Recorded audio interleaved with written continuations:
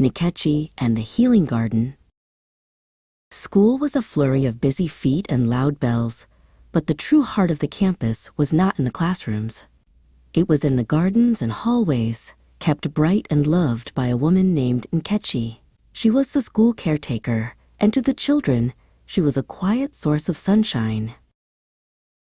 Nkechi didn't just clean, she noticed things.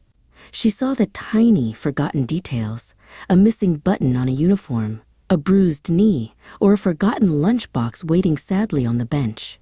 She believed that every tiny thing mattered, especially the small worries of a child.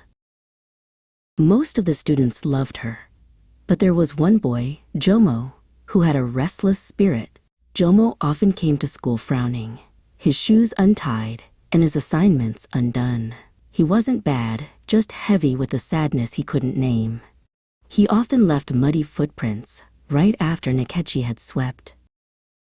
One day, Nkechi was tending her small herb garden behind the kitchen. Jomo came stomping through the grass, kicking a loose football with too much force. The ball missed the goal and landed right in the middle of Nkechi's precious mint patch, crushing a row of fragrant leaves. Jomo braced himself for the scolding.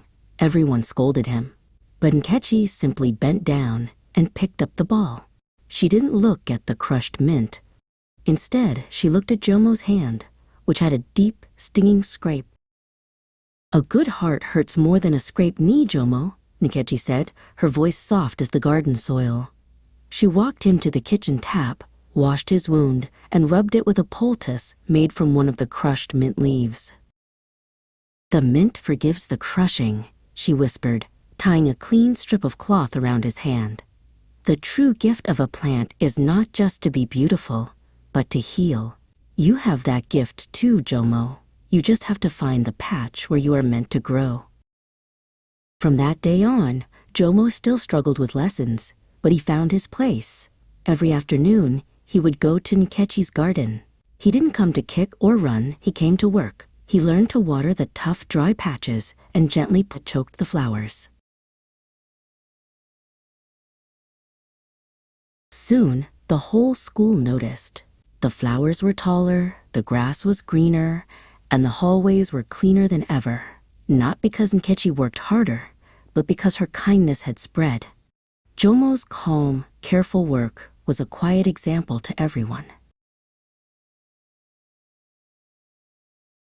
Nkechi knew that kindness was not a grand gesture, but a small seed planted with patience. Her garden was